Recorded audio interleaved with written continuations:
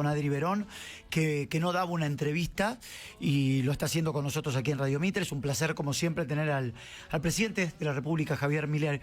Presidente, muchísimas gracias. Lo mismo que dije recién, se lo digo a usted. Gracias por charlar con nosotros después de hace un tiempo largo también. ¿Cómo le va? ¿Cómo está? Buenas tardes. Buenas tardes, Gabriel. Un gusto enorme hablar contigo nuevamente. Lo mismo. ¿Cómo está? ¿Cómo anda? Bien, trabajando mucho. ¿Cómo está? A ver, ¿cómo está? Voy a arrancar un poco en lo personal. ¿Cómo está usted? ¿Cómo anda después de estas últimas semanas o meses? A ver, Gabriel, a diferencia de otras personas, digo, yo me he criado en una lucha permanente, así es que básicamente estoy acostumbrado a este tipo de situaciones y son situaciones que a mí, digamos, me agrandan. Así es que tener que estar enfrentando al partido del Estado con las peores intenciones y de destrozar el país, digamos, hace que valga más la pena esto. Es decir, nunca uno creyó que iba a ser fácil hacer un cambio de 180 grados, una economía. Piense esto, Argentina era un país desarrollado y el partido del Estado lo convirtió en un país en desarrollo. Bueno, digamos, o subdesarrollado. Bueno, entonces, pero de esas estructuras hay muchos que se benefician, digamos, ya sea los empresarios prebendarios, los medios pauteros, digamos, los políticos corruptos, los sindicalistas que obran en contra de sus representados, profesionales que son funcionales al partido del Estado. Bueno, entonces usted, digamos, cuando va a emprender una reforma copernicana, bueno, va a encontrar básicamente la resistencia del statu quo, y uno lo que está viendo es que desde el mes de febrero, marzo, cuando percibieron que nuestro programa es absolutamente exitoso, empezaron a torpedearlo, ¿no? Porque, digo, a ver, si yo hago un raconto de las cosas, no, digo, nosotros recibimos déficit fiscal consolidado de 15 puntos del PBI, 5 en el Tesoro, 10 en el Banco Central, 4 bases monetarias venciendo a un día, con lo cual en un día podríamos haber triplicado la cantidad de dinero por los pasivos remunerados, teníamos deuda en pesos por el equivalente a 9 bases monetarias, teníamos la deuda de la CIRA por 40.000 millones de dólares, 11.500 millones de dólares negativos de reservas, digamos, una brecha del 200%, una inflación diaria del 1,5%. De hecho, la de diciembre estuvo en mayoristas en el 54%, que eso anualizado da 17.000, la del consumidor en 25. Bueno, digo, eso fue lo que nosotros nos encontramos. Digamos, la pobreza cuando se sinceró estaba cerca del 60%, 7 de cada 10 chicos pobres, 3 trabajadores en condiciones que estaban trabajando eran pobres. Bueno, había 20% de personas indigentes. Bueno, esa fue la catástrofe que recibimos nosotros. Bueno, nosotros hicimos lo que dijimos que veníamos a hacer, pusimos en caja las cuentas del Tesoro Nacional en el primer mes, digamos, un logro único e inédito en la historia argentina. Después de 123 años de déficit fiscal, nosotros lo pusimos en orden el primer mes sin defaultear. Es el primer punto. El segundo punto es, a 6 meses de la gestión, ordenamos el balance del Banco Central, con lo cual, digamos, eso eran 10 puntos de déficit cuasi fiscal. A partir de ahí la cantidad de dinero quedó fija. Y si usted recuerda las crónicas de las épocas, estos economistas que tanto opinan, hablan, todos decían que no podíamos bajar la inflación del 30% mensual.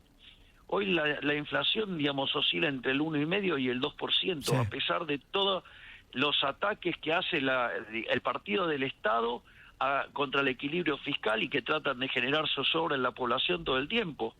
Entonces, con lo cual no solo demostramos que se podía hacer, digamos, poner las cuentas públicas en orden, sino que además, mientras que decían que esto iba a ser profundamente recesivo, el PBI de diciembre del 24 desestacionalizado terminó 6% arriba el de diciembre del 23. No solo eso, sino durante el primer semestre la economía argentina se expandió a un ritmo promedio del 6% anual. Ya la cantidad de pobres cayó en 12 millones, es decir, sacamos 12 millones de personas de la pobreza. La gente que no le alcanzaba para comer, hoy hay 6 millones que sí ya pueden comer de los que había antes. Por lo tanto, digamos, ahora claramente haber hecho 9.000 desregulaciones, ¿sí? Bueno, también, digamos, eso también afectó a muchos kioscos. Y bueno, entonces el Partido del Estado está nervioso porque está hambriento de cajas y bueno, entonces están torpedeando todo el tiempo el programa económico porque saben que si, digamos, nosotros somos exitosos, ellos tienen que jubilarse. Nosotros probamos que se podía poner las cuentas públicas en orden y que eso sea expansivo, demostramos que la inflación es un fenómeno monetario, demostramos que no existe tal cosa como el pass-through. Digo, hay varias cosas y además, digamos, logramos poner en caja también la calle, ¿no? Recuerde que había 9.000 piquetes por año. Sí, Hoy hay 0 gracias a la labor de la ministra Bullrich. Y así, digamos, tenemos un montón de hitos que, bueno, implica que el Partido del Estado vivió equivocándose. Por eso a mí a veces me causa bastante gracia cuando me dicen, Milei no escucha. ¿Qué quieren? ¿Que repita la receta, digamos, que ustedes aplicaron durante 100 años y que tomaron un país desarrollado y lo convirtieron en uno subdesarrollado? Lamentablemente, les voy a decir, no voy a seguir esas recetas porque ya las conocemos. En el fondo, seguir la receta del Partido del Estado o votar por el Partido del Estado es votar porque nuestros hijos se vayan por Ezeiza. La verdad que a mí me parece que Ezeiza no es la salida es la libertad, que es lo que trae prosperidad y que va a hacer que nuestros hijos y nuestros nietos puedan crecer acá en la Argentina en prosperidad y felices. Presidente, en este contexto, a ver, voy a ir a la primera, que es una pregunta cotidiana de la gente en la calle. Por supuesto que usted recibió un país devastado. Los números eran devastadores. Bueno, cuando habla el Partido del Estado parece que me hubieran dejado Suiza. Claro. A ver, estábamos hablando de una inflación, creo que nosotros hicimos una nota en el primer mes del 30% mensual aproximadamente. Bueno, una locura. Sí, la mayorista 54. 54 mayorista, por eso, dándole a la máquina. Y para mí, esto lo decía yo el otro día, se lo comparto, puede estar a favor o en contra de lo que yo manifiesto, pero para mí la macro fue impecable. Todos estos números y estos datos que usted manifiesta, a mí me parece que son de la realidad. Ahora también hay Gabriel, si usted me permite hacer una adición, un comentario sobre eso. Sí. Mire, nosotros cuando llegamos había un sobrante monetario que era el doble del Rodrigazo. Claro. ¿Se acuerda que la inflación se multiplicó por 6 en el 75? Bueno, con lo cual teníamos de piso una multiplicación por 12. Pero además teníamos una situación en el Banco Central que era peor que la que teníamos en el gobierno de Alfonsín en el 89, o sea, con lo cual hubiéramos quintuplicado la cantidad de dinero en un día. No solo eso, teníamos una situación de que teníamos el equivalente de vencimientos en deuda en pesos en el lapso de 3 meses por el equivalente de 9 bases monetarias. O sea, con lo cual, digamos, se imagina, digamos, el desastre inflacionario que hubiera causado todo eso, y encima partimos con indicadores sociales en términos de pobreza e indigencia peores que los que había en el 2001. Eso fue lo que nos dejaron. Está absolutamente clarísimo y me parece que, vuelvo a lo mismo, la macro fue impecable y todos los datos que usted da me parece que muestran la realidad. Ahora, también hay un contexto, usted agradece todo el tiempo el esfuerzo de la gente y la gente lo está acompañando y usted le valora el sacrificio todo el tiempo también.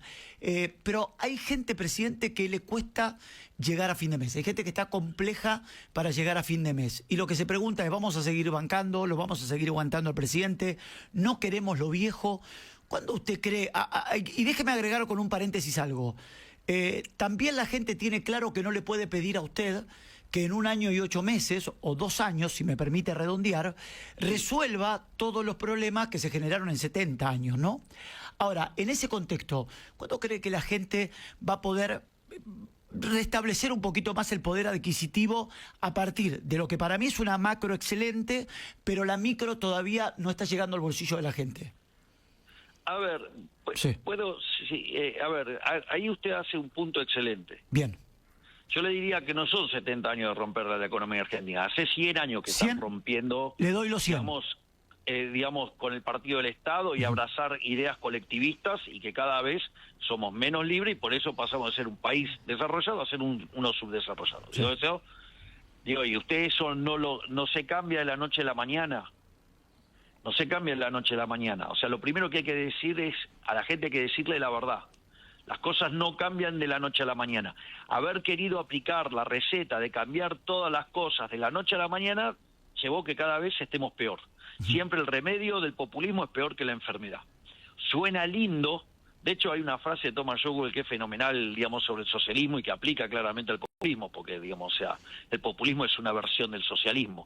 O sea, el populismo, de hecho, es una suerte de mezcla entre el socialismo y el fascismo, que también es socialismo, y que, digamos, pero que lo hace por la vía democrática y que básicamente lo mejor que tiene es que suena bien. El problema es que no funciona. Es decir, porque si usted dejó, digamos, 70% de chicos pobres, 57% de pobres, 20 y pico % de indigentes, 1/3 de los trabajadores formales en la pobreza, y está claro que no funciona.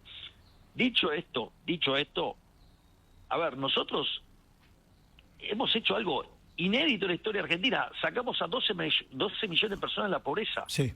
Es decir, lo que pasa es que desde el 57% hoy hay 30% de pobres. Entonces nosotros sí sabemos que la cosa está dura, pero no hay que aflojar. Estamos a mitad de camino, usted no puede entregarse. Es decir, nosotros llevamos 2 años haciendo un esfuerzo enorme, ¿sí? Salieron 12 millones de personas de la pobreza. Hay 6 millones de personas que hoy comen que antes no comían. O sea, antes no les alcanzaba para comer, hoy les alcanza para comer. Y había 12 millones que no le alcanzaba para cubrir la canasta básica total y hoy la cubre. Es decir, ahora, ¿eso quiere decir que la tarea está terminada? No, de ninguna manera. Hay 30% de pobres, falta un montón. Ahora, pero usted puede elegir el modelo que saca gente de la pobreza y que la gente empieza a prosperar, como el nuestro, o usted puede volver al modelo anterior que hizo un país desarrollado, lo convirtió en un país en subdesarrollo con 60% de pobres. Bueno, digamos, esa es la confrontación, esa es la disputa de modelo. ¿Está dura la recesión? ¿Es volver al pasado? Sí. ¿Volver al pasado decadente? ¿O abrazar las ideas de la libertad, que es la esperanza? Nosotros somos el partido de la esperanza. Es decir, nosotros proponemos un futuro mejor y lo demostramos en los hechos. Yo entiendo que la situación es dura, que la situación es complicada, falta un montón, 30% de pobres es una cosa aberrante, es hiper doloroso. Pero vamos en la dirección correcta. Es decir, tenemos que hacer que el esfuerzo que se hizo hasta ahora valga la pena. Y le cuento que además los salarios en términos reales crecieron más del 15%, lo mismo para las jubilaciones. Entonces, no es que las cosas no mejoraron. Bueno, pero tampoco puedo arreglar en 20 meses 100 años de destrucción. En especial cuando del otro lado está el partido del Estado tratando de romper todo. Usted tiene conciencia de que desde febrero, marzo hasta acá, el Congreso votó 40 misiles contra la política del gobierno. Sí. Bueno, entonces también hay que tener tener en cuenta que del otro lado hay digamos, personas muy destructivas. Y sabe que, mire, yo el otro día estaba haciendo en Paraguay una charla sobre batalla cultural a unos jóvenes involucrados en batalla cultural. Entonces daba cuáles eran los fundamentos de estas ideas colectivistas que, por ejemplo, el Partido del Estado tiene tan arraigadas. Y una de las ideas, que es la idea de la justicia social, básicamente es la idea de la envidia. Detrás de toda la justicia social y todo lo que mueve al Partido del Estado, es la envidia. Es la envidia. Mire, hay un par de frases brillantes de un economista que se llama Thomas Sowell, que de hecho era socialista y estudió en Chicago y después la realidad lo convirtió al liberalismo. Dice, ¿qué es la justicia social? Envidia más retórica. Y en un momento se pregunta, dice, ¿desde cuándo la envidia dejó de ser un pecado capital para convertirse en una virtud? Esto, digamos, esto es muy importante para que vean las bases morales, o sea, el Partido del Estado, los kirchneristas, si usted quiere, sino también, y Sí. muchos de sus socios que votan lo mismo, son el partido de la envidia, son el partido de los envidiosos, el partido de los resentidos. Y fíjese cómo opera la envidia. Una parábola muy divertida, digamos, al respecto. Dice que estaba Pedro y tenía una oveja y amaba a su oveja y estaba fascinado y feliz con su oveja. Y estaba Juan, que estaba profundamente envidioso porque Pedro tenía una oveja y era feliz con esa oveja. Entonces Juan, mientras que iba despotricando, quejándose de la vida y de todo, y escupiendo todo tipo de maldiciones sobre el pobre Pedro, que era feliz con su oveja, se encuentra una lámpara de un genio. Entonces frota la lámpara, sale el genio. Entonces el genio le dice que le concede un deseo. ¿Y qué hace Juan? Podría haber pedido un rebaño, ¿no? Claro. ¿Qué pidió? Que se muera la oveja de Pedro. Claro. Eso es el kirchnerismo, Claro. eso es el Partido de Estado, ese es el kirchnerismo y todos sus socios del Partido del Estado. Fíjense que la única propuesta que tienen, ¿cuál es? Romper el modelo de Milei. Romper el modelo de Milei, eso es lo único que busca. Ahora, yo le cuento que romper el modelo de Milei también significa condenar a millones de argentinos a la pobreza. Y todo porque, digamos, ellos están con un problema de abstinencia de caja. Bueno, Ahora, es lo sí. que vinimos a cambiar. Sí. Y dijimos que lo íbamos a hacer y lo estamos haciendo. Presidente, en este contexto el cual yo comparto, todos sabíamos que previo a las elecciones, por ahí más en estas nacionales de octubre y no tanto en las que fueron de la provincia de Buenos Aires, iba a haber un intento de desestabilización al gobierno, con lo cual creo que hoy está ocurriendo, ¿no? Lo que a mí me sorprendió, y acá viene mi pregunta... De hecho, nosotros, fíjese, los distintos diversos reportajes de los distintos ministros, que yo había avisado de esto. Por eso nosotros primero hicimos el saneamiento del activo del Banco Central con el programa del fondo. Después hicimos el saneamiento del pasivo del Banco Central. Vio que había muchos que criticaban el tema de las LEF y todo. ¿Usted se imagina si en este momento hubiera habido 16 billones de pesos en la calle dando vuelta a un día? Claro, por eso le quería preguntar... Que nosotros, digamos, estábamos preparados para estos embates. Sé que estaban preparados para estos embates. Ahora, ¿se imaginó que iba a ser tan fuerte el embate? Bueno, es lo que se llama el equilibrio de Cortés, ¿no? O sea, Cortés, ¿qué es lo que hizo? Va y quema las naves, o sea, digamos, ¿por qué quema las naves? Y porque la única alternativa es ganar o morirse. Bueno, digamos, la diferencia es que en otros episodios el Partido del Estado lo pudo hacer porque la macro era endeble. En cambio, sin embargo, nosotros venimos trabajando en los fundamentos macro. ¿Sabe cuántos países en el mundo hay que tengan equilibrio fiscal en la línea financiera? 5, tengo entendido. 5 en todo el mundo. Nosotros somos Y uno Argentina de es ellos. uno. Nosotros recibimos la relación deuda-producto en torno a 100% del PBI y hoy está en 44%. Además pagamos 50.000 millones de dólares de deuda desde que estamos en el gobierno. Mire si habremos hecho cosas que verdaderamente... Entonces, fíjese, pusimos en caja las cuentas públicas, pusimos en caja la cuestión monetaria, pusimos en caja el sector externo, desregulamos la economía, damos contención social desde capital humano, pusimos orden en las calles desde el primer día, terminando con los piquetes, que eran 9.000 por año, pasó a 0. Mire si hicimos cosas, y ni que hablar, le cuento, digo lo que hicimos, por ejemplo, en materia de Fuerzas Armadas, que hoy somos la 23ª potencia mundial, creo que ya en diciembre están llegando los F-16 a la Argentina. Presidente, permítame preguntarle algo que no me quiero olvidar. Usted está viajando a Estados Unidos. ¿Tiene fecha de reunión con Trump? El día domingo a la noche. ¿Se va a reunir con Trump? ¿Ya tiene fecha de reunión con Trump? Sí, el martes a la mañana, acaba de confirmarlo Estados Unidos. Ok, o sea, este martes... De hecho, creo que Cancillería acaba de sacar un tuit al respecto y lo acaba de confirmar mi vocero, Manuel Adorni. O sea, que se puede confirmar que usted el martes se va a reunir con el presidente de los Estados Unidos. Martes a la mañana, sí, digamos, estaría encontrándome con el presidente Donald Trump en New York. Y esto tiene que ver con imagino que deben ser varios temas, pero algunos temas de agenda tiene que ver con el tema arancelario, con el tema visa y con el tema también de un préstamo del Tesoro estadounidense, presidente. Estamos en múltiples negociaciones con Estados Unidos y vamos a avanzar en todas las que son relevantes para mejorarle la vida a los argentinos. ¿Está al tanto de lo que esto de chimerío, ¿no? ¿Está al tanto de lo que le está pasando a la Argentina al presidente Trump?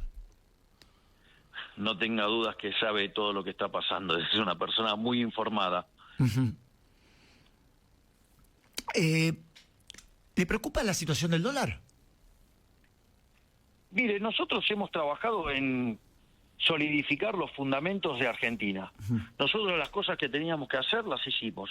Digamos, tuvimos que capitalizar el Banco Central, o sea, mejorando el activo, lo hicimos, digamos, limpiamos el pasivo, digamos, y es más, o sea, también el otro día lo contó el ministro, nosotros también sabíamos que este iba a ser un año muy complejo y nosotros estamos trabajando, digamos, para cerrar los pagos de deuda que tiene Argentina el año que viene, que son 4.000 millones de dólares en lo que es en el mes de enero y 4.500 en el mes de julio, en un contexto donde además se está bajando la tasa de interés en Estados Unidos, con lo cual, por suerte, nosotros estamos muy avanzados en las negociaciones y haremos todo lo que sea necesario para preservar el bienestar de los argentinos y seguir adelante.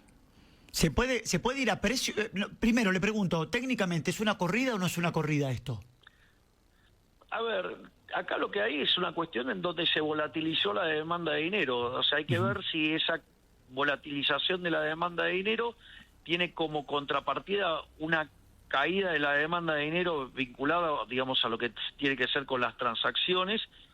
Entonces, en ese caso podría ir a precios y podría además impactar sobre el nivel de actividad, pero algo que, bueno, pero ¿usted qué quiere? Digo, nosotros cuando el riesgo país llegó a 550, el Partido del Estado, es decir, los kirchneristas y todos sus socios que dicen no ser kirchneristas, pero votan igual que el kirchnerismo y que votan en contra de la política económica, han llevado el riesgo país a niveles, digamos, cercanos al 1.500. Bueno, digamos, es parte también del juego democrático y lo más interesante de todo esto es que el 26 de octubre los argentinos van a tener la posibilidad de elegir, o eligen el cambio de rumbo, eligen las ideas de la libertad y la prosperidad, o deciden volver al pasado, que es la decadencia, el populismo y la pobreza extrema, ¿sí? Digamos, pero, digamos, satisfaciéndose y regodeándose en la envidia. Bueno, digamos, o sea, usted quiere elegir el partido de los envidiosos, ahí los tiene. Usted quiere ir por el partido del progreso y el bienestar,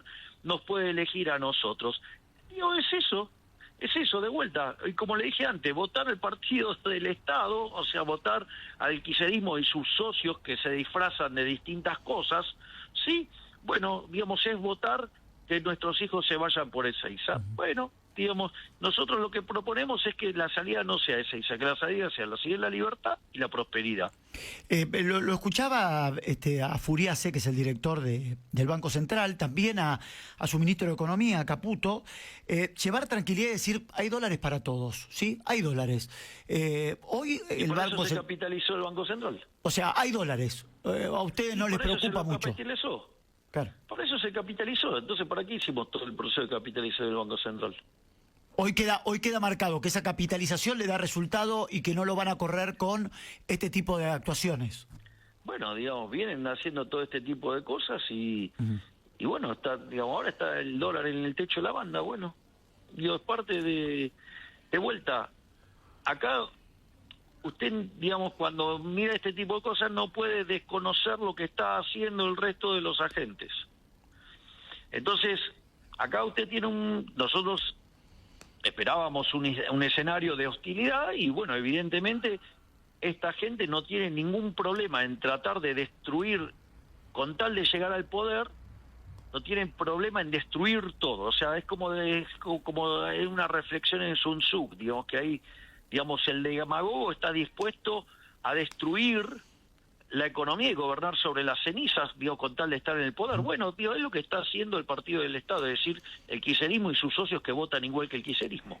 Presidente, estas intervenciones, usted lo prometió en campaña, no sé si lo prometió o habló en campaña sobre una dolarización. Esta intervención del Banco Central, ¿puede ser el comienzo a una dolarización a futuro? Es bastante más complejo el tema de la dolarización, porque el problema radica en que usted tiene que también adecuar el sistema financiero para que eso ocurra, y eso yo lo expliqué durante la campaña. Eso es un término técnico, usted que es contador lo va a entender. Depende de la duration del sistema financiero. En realidad, para ser estrictamente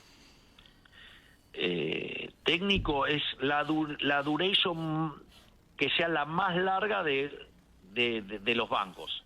O sea, todos los bancos tienen en sus carteras distintas duration. Bueno, esto es porque los bancos son intermediadores de plazo, toman plata a corto y prestan a largo, entonces tienen que tener una composición de activos que tenga una vida promedio financiera, duration, que mapee con la de los pasivos, ¿sí? Sí. Entonces, el tiempo que a usted le demanda dolarizar es el tiempo que usted requiere para poner en línea el sistema financiero para poder hacerlo. Okay. O sea, con lo cual, digamos, es un proceso que demanda. Es más, hay una nota mía en el Cronista Comercial que yo explicaba que esto podía estar demandando cerca de 4 años. Claro. O sea, no es un proceso instantáneo. O sea, y digamos, y además usted tiene que tener el consenso social. O sea, digamos, nosotros lo que sí estamos haciendo es armar un sistema financiero anticorridas.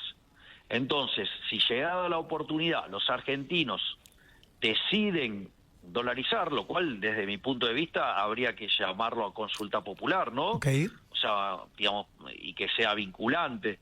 Entonces, en función de lo que los argentinos decidan, si los argentinos deciden y contamos con el financiamiento, digamos, para hacerlo, digamos, se lo hace. Claro, exacto. Pero mientras tanto nosotros trabajamos, esto es muy importante, en generar un sistema anticorrida. De hecho, lo estamos haciendo. Claro. Fíjese, la tarea prudencial hecha por el Banco Central desde que iniciamos es verdaderamente ciclópea. Presidente, ¿puede ir a precios? En un momento lo dejó entrever en la respuesta anterior. ¿Esto puede terminar yendo a precios? Sí, puede pasar, porque si a usted le cayó la demanda de dinero, le hace saltar el nivel de precios. Okay. Pero pero es muy importante esto. Una cosa es que sea inflación, otra cosa es que es un salto en el nivel de precios. Suponga lo siguiente, usted, digamos, utiliza una determinada cantidad de dinero para comprar una determinada cantidad de bienes. Sí. Aparece un mecanismo, supongamos que hace más eficiente el uso del dinero, usted tiene que mandar menos dinero. Eso genera un salto en el nivel de precios, ¿sí? Se va a manifestar en la tasa de inflación de un periodo, pero después desaparece. Esto lo importante, ¿sabe qué es?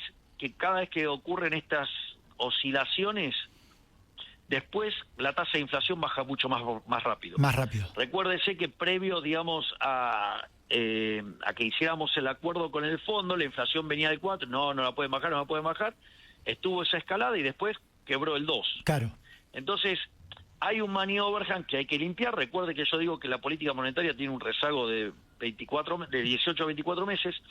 Recientemente un trabajo de un alumno de la Universidad de Córdoba, que, digamos, de teoría monetaria, que hizo su tesis con un amigo mío que se llama Enrique Neder, probó que los rezagos en Argentina son 26 meses. Así es que Argentina, digamos, dado que dejó de emitir a mitad del año pasado, a mitad del año que viene, digamos, Argentina tendría que dejar de tener inflación, o allá por agosto debería dejar de tener inflación, pero cada vez que se producen estos saltos, retrasa. El momento se achica. Claro. Exacto. Por lo tanto, digamos, hay que entender que todavía hay que limpiar el desastre monetario que dejó el kirchnerismo. No se olvide que en el año electoral, en el 2023, mira, el kirchnerismo en el gobierno, en el último gobierno kirchnerista, se emitieron 28 puntos del PBI. Sí. ¿Sí? O sea, para tener una idea de cómo, digamos, por eso la inflación que generaron, ¿no? Ahora, es muy interesante porque de esos 28, 13 se emitieron en el año 2023, el plan Platita. Claro. Bueno, digo, eso en otros contextos de la Argentina se limpiaba con hiperinflación, Sí, con sí, sí, sí, sí, sí, sí, expropiaciones. sí, sí, sí, sí. Bueno, acá lo increíble es que nosotros hicimos el programa de estabilización sin expropiar, ¿sí? Digamos, o sea, pero claro, pusimos las cuentas públicas en orden, ¿no? Quiero volver a la reunión con Trump y quiero hacer una pregunta puntual respecto a esto. ¿Está cerca de llegar a un acuerdo? A mí me dijeron que sí. ¿Está muy cerca de llegar a un acuerdo con el Tesoro de los Estados Unidos, presidente? Nosotros estamos trabajando en distintos temas. Ajá. Y vamos a tener una reunión bilateral el día martes. O sea, digamos, lo que surja el día martes de la reunión, digamos, va a ser comunicado, así que no se haga problema. Bajemos un poco de la ansiedad, estimado. Bueno. Quiero preguntarle esto de Caputo, porque a Caputo, día por medio, según los medios de comunicación, y esto se lo tengo que preguntar por una rigurosidad periodística y para la gente que nos está escuchando, día por medio, Caputo va a dejar de ser el ministro. Yo tengo la respuesta, pero entiéndame que tengo que tener una rigurosidad periodística. ¿Está por echarlo a Caputo? No. Bueno. Yo le digo, nosotros con Toto nos matamos la risa, porque nosotros tenemos una relación prácticamente simbiótica. Entonces, la realidad es que nos causa mucha gracia. Digo, yo me acuerdo de estar en viajes, estar en el avión y estar leyendo que lo había hecho renunciar y estaba conmigo, digamos, digamos, almorzando en el avión o cenando en el avión. Digo, una cosa verdaderamente... No, digamos, yo no sé por qué se dedican a esparcir todas esas mentiras. ¿Es una manera de desestabilizar, entiende usted? Sí, absolutamente. Creo que se equivoquen una vez, lo puedo entender. Dos, ya empezaría a dudar de la capacidad intelectual del interlocutor. Tres, creo que ya hay mala intención. Cuando usted lo hace recurrentemente, está claro que evidentemente usted tiene otras intenciones. Sí, ¿sintió que en las últimas semanas, últimos meses se lo quisieron llevar puesto a usted?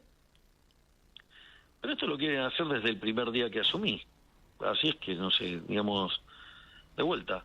Yo he construido toda mi vida, digamos, en la adversidad. Así es que nada de que me sorprenda. ¿Hablará con Macri previo a las elecciones de octubre? Digo, de aquí hasta octubre, ¿volverá a hablar con el expresidente? ¿Habla fluidamente con el presidente o no hace mucho que no habla?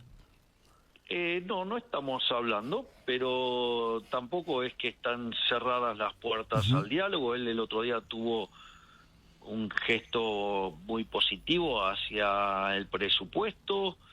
Yo, digamos, de hecho en el día de ayer, en la conferencia, hice toda una valoración del apoyo que recibí para el balotaje, tanto de la doctora Bullrich como de parte de Mauricio Macri. Por lo tanto, a veces vio cómo son las relaciones, a veces se enfrían, a veces se profundizan. Bueno, yo creo que los desafíos que tiene enfrente Argentina requiere que todos los que estamos en contra del partido del Estado y del kirchnerismo y todos sus socios siniestros que, digamos, se quieren mostrar moderados, pero en realidad terminan votando con el kirchnerismo, bueno, entonces estamos, digamos, en el momento de la verdad estamos todos juntos. Eso no sea problema, que eso es así. O sea, que no me descarta que de aquí a las elecciones pueda comer una milanesa al horno con el expresidente. Hay puentes. Hay puentes, perfecto. ¿La relación está bien? Digo, fría, pero bien. No, pero digo, de hecho yo siempre he manifestado mi admiración y mi agradecimiento hacia el expresidente Macri. Así es que digo, no hay, digamos, de vuelta, las circunstancias que generan a veces los eventos electorales pueden producir estos distanciamientos transitorios, pero cuando llega la cosa de verdad estamos todos del mismo lado. O sea, digamos, tanto digamos Mauricio Macri como yo sabemos muy bien, digamos, de qué lado estar de la historia cuando, digamos, la cosa se pone seria. Uh-huh. Vamos a empezar a ver, o estamos empezando a ver, un presidente Javier Milei mucho más político. Sé que a usted esto es una infidencia entre usted y yo porque tenemos, no le gusta mucho, pero vamos a tener que ver un presidente, o vamos a empezar a ver un presidente más político. Bueno, convengamos que estoy trabajando mucho más fuertemente. Uh-huh. Me puse al frente de la mesa política, me puse, digamos, la campaña al hombro,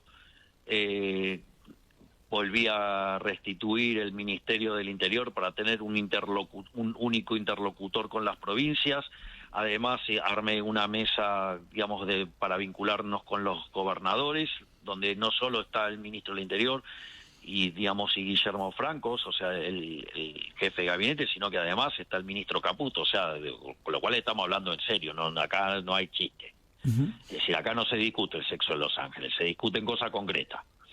Así es que, bueno, la demanda del momento requiere que tenga que poner más empeño sobre eso, así que bueno, nada, digamos, seguiré trabajando entonces 18 horas por día, ¿qué se le va a hacer? ¿Hay internas en su gobierno, presidente? ¿O hubo y ya no hay más? A ver, le cuento cómo se fabrican esas internas. Uh-huh. A usted a esta altura de la vida me imagino que ya no le debe sorprender nada de lo sucio que pueden ser los integrantes del Partido del Estado. No. Bueno, entonces, ¿qué es lo que ocurre? Básicamente se infiltran en la estructura. Y esas personas que se infiltran en las estructuras torpedean contra otro grupo dentro del gobierno. Uh-huh. ¿Sí? Entonces, esos infiltrados son los que generan las disputas. Y como eso después escala, donde los medios muchas veces en connivencia con estos, digamos, armadores de problemas, básicamente, digamos, potencian estas cosas y claro, cuando llega arriba, entonces también empiezan a tirar arriba y entonces aparecen internas que la verdad que no tenían ningún sentido de ser, que básicamente fueron fabricadas por infiltrados y potenciadas por los medios de comunicación. Uh-huh. ¿O acaso usted no cree que, digamos, son corresponsables, digamos, los medios de comunicación cuando hablan de la interna libertaria y, digamos, y citan personas que no están dentro del espacio? Sí. Es decir, si usted digamos, eso yo durante la campaña del 2023 lo padecí todo el tiempo. Uh-huh. Y ahora lo vuelven a hacer. Digamos, primero para hablar de interna, lo primero que usted tiene que tener para hablar de interna es la persona que opinó, ¿está adentro o está afuera? Claro. Porque si está afuera no es interna. Es un tipo que se quedó afuera, que está resentido y torpedea, y como los medios, muchos de ellos juegan sus intereses vinculados a la política, uh-huh. Bueno, entonces levantan cosas que son falsas. O sea, yo digo, no puedo tener no puede haber una interna con los comentarios que dice alguien que está afuera de... Claro. Entonces, digamos, pero sí es cierto que hay infiltrados en distintas partes, en los distintos grupos, y son esos infiltrados los que generan estas agresiones cruzadas, y claro, a veces, si no están, digamos, aquellos que no saben cómo funciona este tipo de mecanismos, bueno, se comen la curva y terminan en una discusión innecesaria, cosa que yo, digamos, me tomé, digamos, unos días para explicar a los distintos grupos de trabajo cómo funciona y que no se coman la curva, digamos, y lo que tienen que chequear, digamos, es quién es el que está disparando y empezar a sacar, digamos, a los infiltrados de la estructura. Se lo voy a preguntar como si estaríamos en un café. ¿El triángulo de hierro sigue firme? Obviamente. Uh-huh. La relación que tanto se ha hablado, entre Karina y Santiago, ¿está bien?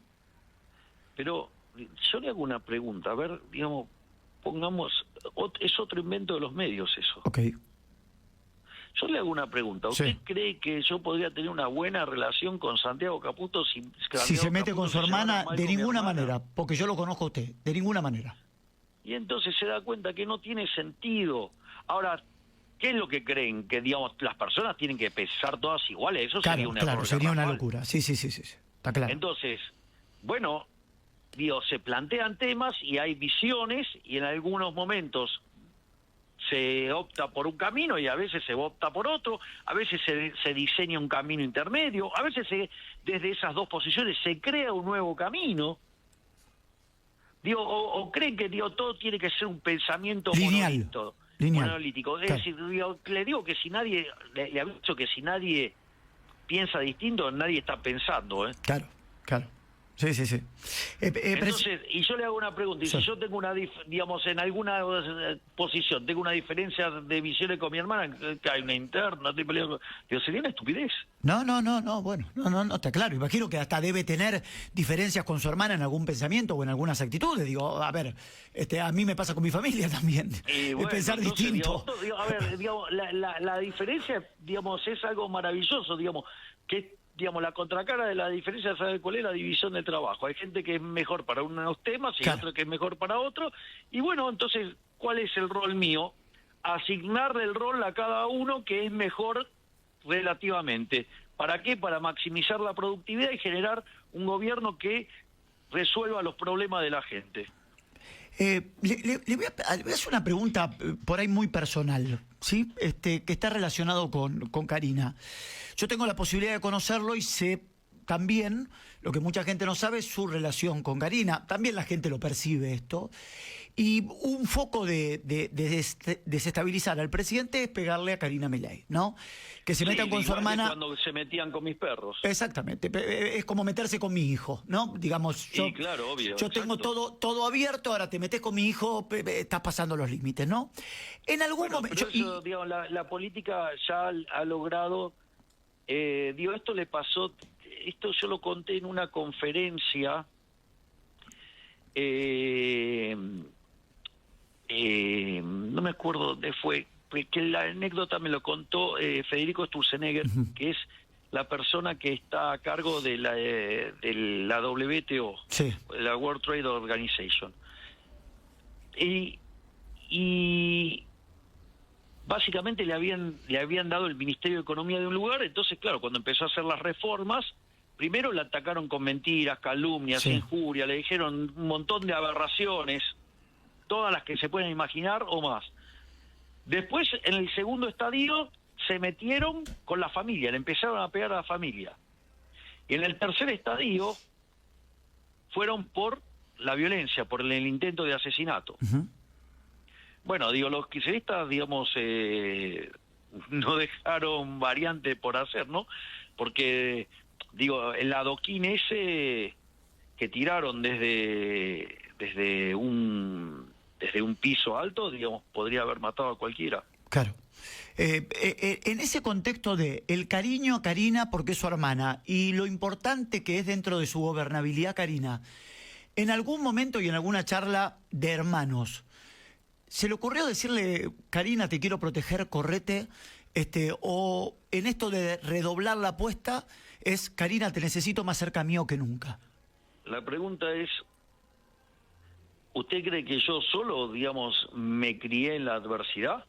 No, imagino que no. ¿Y sabe quién remaba conmigo en ese momento? Karina. Listo, digo que nos vamos Rememos, a asustar porque... entonces rememos juntos ahora. Y obvio, claro, sí. Okay. Igual que como remamos con Santiago, igual que como remamos con todo el gabinete. Perfecto. Digo, acá no afloja nadie. Estamos a mitad de camino. No vamos a volver para atrás. No vamos a... A ver, ese esfuerzo... A ver, no lo hicimos solo nosotros. Esto también quiero que quede claro. Lo hizo la Que gente. La gente dice el esfuerzo. La Claro. gente hizo esfuerzo. Ahora, ¿sabe que mi sueldo y del todo el gabinete y todo el personal jerárquico está frisado desde diciembre del 23? Uh-huh.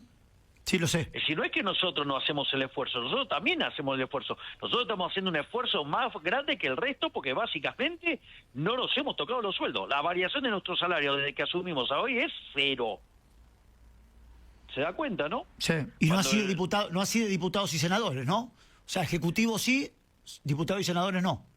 Y bueno, mire el Senado, digamos, es un colador, se viven aumentando los sueldos, o sea, y nunca se puede parar nada. Bueno, una sola vez, después no se paró más.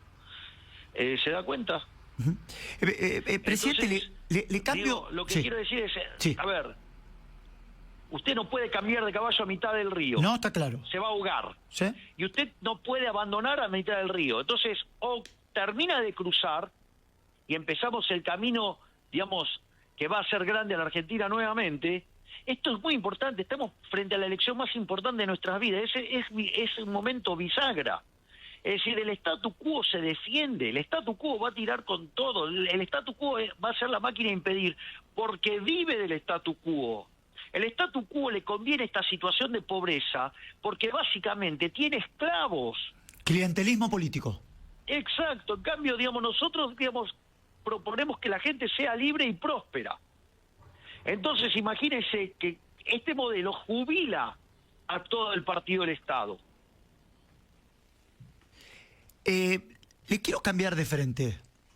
Sí, Españolo, ¿alguna vez le dijo que había corrupción dentro del gobierno? No, ¿Nunca? no, pero aparte, mire, Sí. mire, hasta el propio Mauricio de Alessandro, que es abogado, que fue abogado mío, que somos amigos, de hecho, dice, es falso lo que está diciendo, que le dijo a Javier, porque si le hubiera dicho eso, le hubiera volado la cabeza. Ujú. Aparte, si Español, digamos, tenía esa certeza de que había corrupción, lo tenía que denunciar, digamos, porque si no incumplía los deberes de funcionario público. Por eso cuando aparecieron estos audios, ante la duda, fue desplazado de su cargo y se intervino el Andis, porque básicamente no solo, digamos, estaba diciendo algo que debería haberlo denunciado, sino que además también hablaba peste de los funcionarios. Ahora, yo le digo algo, Sí. y digamos, aquellos que han estado cerca de mi espacio lo saben muy bien. La política está lleno de personas que para darse corte hablan peste de todo el mundo. Entonces, usted se pone a hablar y básicamente lo llenan de chimento de peluquerías, que además encima cada vez que lo van contando se va agrandando más. Ok. Es decir, es muy normal y muy común escuchar a los políticos hablar pestes de otros políticos. Ujú. Es un clásico, es un clásico. Cada vez que en mi espacio apareció gente que se dedica a sembrar chimentos de peluquería, yo los eché. Porque eso es profundamente destructivo. Porque después, porque en el fondo, digamos, terminan generando un comportamiento psicopático que hace que todo el mundo termine peleado con todo el mundo. Y en realidad pasa, digamos, en función de todo un montón de mentiras. Entonces, la realidad es que, mire, el tema está en la justicia y que lo resuelva la justicia. Nosotros estamos tranquilos y de hecho, digamos, todas las pruebas que haya que aportar, todo. Digamos, ahora, eso sí, al margen de eso, digamos, hay personas que con esto tienen un problema muy grande. Ujú. Llámese el señor Rial, llámese el señor Mauro Federico. El señor Mauro Federico confesó en un programa de carnaval, digamos, en un diálogo donde la contraparte que estaba hablando era Fantino, que dice que el señor Rial, básicamente, había descubierto, se había enterado que a mí me molestaba que se metieran con mis perros. Ujú. Entonces él mandó a un conjunto de periodistas, y lo cuenta Mauro Federico, para que me fastidien con mis perros. Es decir, usted se da cuenta, ¿no? O sea, montó un sistema de espionaje paralelo para sacar información sobre mis perros para fastidiarme. Claro. Usted se da cuenta que es un delito grave montar un sistema de espionaje sobre una persona, ¿no? ¿Está claro eso? Sí, Primer sí, sí, punto. está clarísimo, está Que hay clarísimo, un está delito clarísimo. grave ahí, ¿no? Sí. Bueno, que eso es lo que confesó el señor Mauro Federico, que hizo el señor Jorge Rial. Pero si además usted eso se lo está haciendo al Poder Ejecutivo, con lo cual está grabado además eso. Ujú.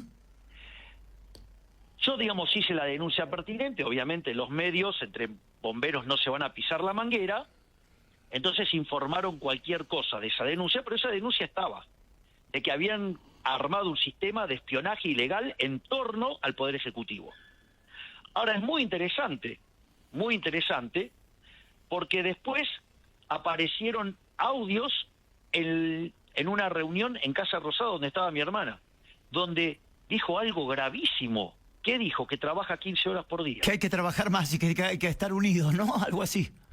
Claro, tremendo. O, digamos, después otro audio en la oficina de Martín Menem, dicen, o digamos en el Congreso, donde, digamos, mi hermana los arenga a juntarse y que sigan la línea que les propone Martín Menem, porque, digamos, Martín Menem es alguien que se sienta en las reuniones de gabinete y sabe, digamos, qué es lo que necesita el Ejecutivo. Ujú. Con lo cual, digamos, le tenía que dar un empoderamiento natural para poder guiar, digamos, al cuerpo legislativo. Entonces, fíjese que mi hermana pidió que se levante, digamos, que puedan, que se sepan los audios. Lo que pasa que el problema con estas cosas es que editan y se terminan diciendo cosas que no se Que dicen. no se dicen. O sea, usted O está... en otras cosas, Sí. directamente mentiras, que además son editadas para que parezcan otra cosa. Usted está Mire, convencido... Sí. yo le voy a hacer un ejemplo, sobre esto. Cuando, digamos, los cucas, hablan y hacen el 3%, Sí. ¿sabe de dónde estaba Andís cuando nosotros llegamos al poder? ¿Dónde? Dependía de Secretaría General de la Presidencia. Claro. Mi hermana, para que ese tema no representara un problema, lo mandó a Capital Humano, porque Salud estaba en Capital Humano. Con Petovelo. Sandra, digamos, a la luz de los problemas que había en Salud, sacamos a Salud de Capital Humano y hubo que hacer el ministerio aparte. Por lo tanto, Andís pasó a Jefatura de Gabinete. Y después de Jefatura de Gabinete pasó, digamos, a Salud. ¿Hola? Sí, lo escucho, presidente, sí. ¿Me escucha? Dicho esto, ¿qué es lo que quiero decir? Si usted se quiere quedar con una caja, se va a quedar con el 3% cuando se puede quedar con el 100%, hay que ser muy tonto para pensar eso. Presidente, ¿usted está convencido que a su hermana, que al Ejecutivo, inclusive a usted, le hicieron espionaje ilegal? Obviamente que nos hicieron espionaje ilegal y por eso estamos, digamos, hicimos la denuncia y claramente en esta situación está profundamente involucrados los pseudo periodistas que mencioné también, ¿no? Obviamente. En esta decisión de separar a Españolo, ¿habló de más? Digo, más allá del contexto, digo, sentirse cerca suyo del Ejecutivo, de personas con poder, ¿habló de más? De vuelta, está lleno de gente en la política que hacen esto. Esto en la política es mucho más convencional de lo que usted cree. Gente hablando cosas sin ningún fundamento. Si usted está en el sector público y usted ve algo así, tiene que hacer una denuncia, si no está incumpliendo con los deberes funcionarios públicos. Y si esos audios, como dicen, son de mitad del año pasado, pasó mucho más tiempo. Un año que digamos, lo debió haber denunciado. Bueno, entonces, digamos, es chimento de peluquería. Muchas veces hay gente que habla de este tipo de cosas para mostrarse importante. ¿Presidente, va a judicializar los rechazos a los vetos que se dieron en el último tiempo? Nosotros vamos a preservar el equilibrio fiscal y vamos a utilizar las herramientas que sean necesarias para seguir sosteniendo el equilibrio fiscal. El equilibrio fiscal no se toca, es la piedra angular de este programa. Argentina, desde el año... ¿Sabe cuántas crisis tuvo en el siglo XX Argentina y Estados Unidos, que arrancaron siendo países que disputaban ser los países más ricos del mundo? ¿Cuántos? Estados Unidos 4, Argentina 22. Claro. ¿Sabe por qué? Las crisis de Argentina se caracterizan, hay un montón de elementos, está en un trabajo de Ana María Cerro y Osvaldo Meloni, que hace las tipificaciones de las crisis y fue actualizado por Héctor Rubini, pero si usted lo toma en el siglo XX, de esos 22 casos se caracterizan por tener alto déficit fiscal o un déficit fiscal extravagante. Lo que hay que corregir es el desequilibrio fiscal, que es lo que no quiere corregir el Partido del Estado. Digamos, fíjese el otro día un señor, digamos, que verdaderamente proponiendo aumentar el gasto en 7 puntos del PBI. La pregunta es, ¿con qué lo vamos a financiar? ¿El ex gobernador de Córdoba, Schiaretti? Sí, exacto, exactamente. Propuso aumentar el gasto público en 7 puntos del PBI. Y sí, es muy lindo, prometer cosas, prometer. Después hay que pagarlo. Ahora, cuando usted lo tiene que pagar, por ejemplo, si lo va a hacer, por ejemplo, un impuesto que es muy fácil de ver, el IVA. Habría que llevar el IVA al 42% para pagar eso. El doble. O sea, con lo cual mataría de hambre a un montón de gente. Es decir, sería una medida pro hambre. La otra es, bueno, no, ¿qué va a decir el progre? No hay que hacerlo cobrándole impuestos a las empresas. Bueno, implica tanto impuesto que van a desaparecer las empresas, con lo cual nadie va a tener trabajo, o sea, con lo cual van a matar a los trabajadores porque no van a tener un salario del que vivir porque, quebraron las empresas. ¿Qué lo va a financiar? Con impuesto inflacionario, es decir, con emisión de dinero, con lo cual va a arruinar a los pobres. Bueno, ¿qué quiere que le diga? Es decir, entiendo que la restricción de presupuesto puede parecer insensible, pero la ley de gravedad también es insensible. Usted se tira un piso 50, se va a estrellar contra la pared, va a quedar peor que un huevo frito. Esto, más allá de las partidas mandadas en el nuevo presupuesto para el Congreso, Garrahan y universidades no se mueve, digamos. Pero fíjese, nosotros igual mandamos un presupuesto donde el 85% está destinado a cuestiones como jubilaciones, como gasto social. Vaya que nosotros ponemos mucho en darle contención. ¿Quiere decir que es suficiente? Bueno, puede que no lo sea. Sí, puede que no lo sea. Yo tomo el punto, pero pero no puedo, pero ¿cómo hago para gastar lo que no tengo? ¿Vio el ejemplo ese brillante de Alfredo Casero, Flan? O sea, se les quemó la casa y la familia empieza a gritar, quiero flan. Se acaba de quemar la casa, no tengo flan. No, quiero flan, pero no tengo heladera, quiero flan. No tengo la comida básica, quiero flan. No no quiero flan. Bueno, y pareciera que, el partido del Estado tiene esa postura adolescente que le, pero bueno, yo apuesto a los argentinos, que los argentinos que quisieron un cambio, porque cerca de 15 millones de argentinos en el 2023 votaron un cambio de rumbo. Es decir, decidieron ponerse los pantalones largos, decidieron que no quieren seguir siendo engañados por estos empobrecedores seriales. ¿Qué quiere? ¿Que me ponga a emitir dinero? No. Sí, le da a todos. ¿Y cómo termina eso? Con una hiperinflación. ¿O qué fue lo que dejó el kirchnerismo? Dejó plantada una inflación diaria del 1,5%. Había plata para todos, sí. ¿Y qué alcanzaba? No alcanzaba para nada. El remedio terminaba siendo peor de la enfermedad. Si nosotros no hubiéramos podido controlar la situación como lo hicimos, con tanta determinación y coraje, Argentina hoy es Venezuela. Por eso, el señor Rial tiene un programa que se llama Argenzuela, porque justamente pretende que Argentina se convierta en Venezuela. Claro, lleno de pobres. Esos sí son todos iguales, pero todos pobres. Solamente están bien aquellos que, están en el poder o trabajan para el poder. Ahora ya entiendo. Presidente, ¿cree que va a ser distinto el resultado de las elecciones nacionales respecto a las provinciales? Mire, las distritales nunca fueron un buen predictor de las nacionales. Le cuento el caso nuestro. Nosotros en el 2023, cuando fuimos a las distritales, nos fue muy mal en todas sacamos menos que en las que participamos sacamos menos que el 10%. Y después terminamos ganando. ¿Es optimista entonces?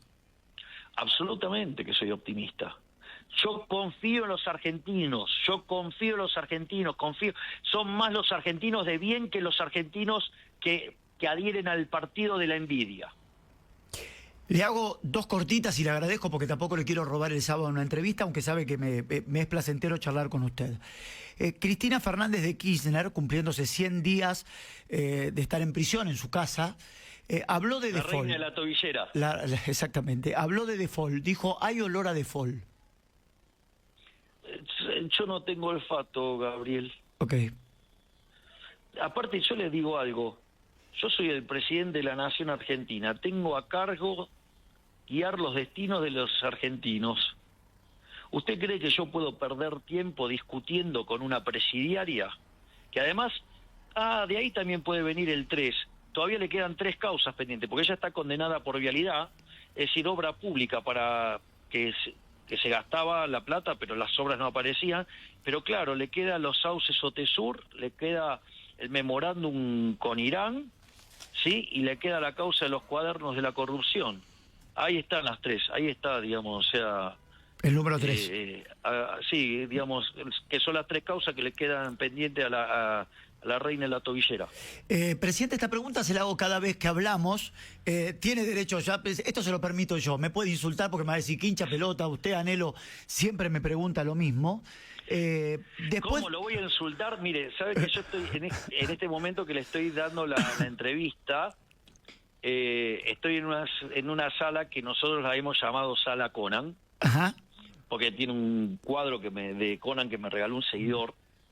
Y bueno, tengo, por ejemplo, una camiseta del Pato Filiol, Ajá. tengo 2 camisetas de Messi, tengo una de los Pumas, tengo 2 del más grande jugador de polo de todos los tiempos, Adolfito Cambiaso. Adolfo Cambiaso, ¿sí? Tengo una de Scaloni, que es firmada por Scaloni, y tengo una más, adivine cuál es. Y me imagino que es la de Evelyn Martin Johnson.